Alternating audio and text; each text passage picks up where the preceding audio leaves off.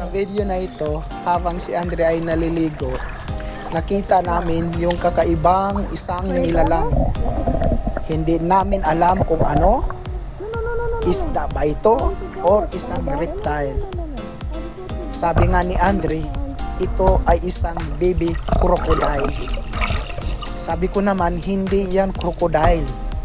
Parang isang dinosaur na nasa tubig. So, tinitingnan namin, nagmamasid kami kasi ito, alangoy-langoy lang. Nakatihaya lang dyan, parang nanalo ng soup steak. So, tiningnan namin baka yung nanay nito or ama nito or mga kapatid, kapamilya, kapuso, mag-rescue sa kanya, pero wala. Siya lang nag-iisa.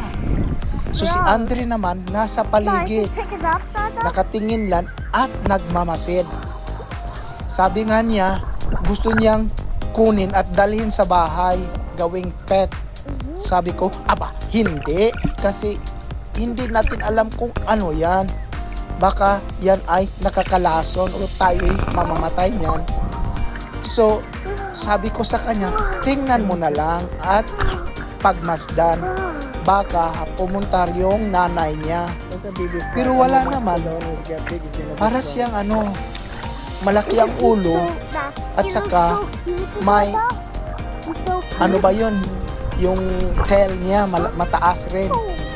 So, sa palagay niyo, ano kaya ito? Comments down below kung ano ito. Hindi namin talaga alam kung ano ito. Kung isa ba itong isda o isang reptile. Siya ay lumalangoy-langoy na mag-isa. Salamat po. Thank you.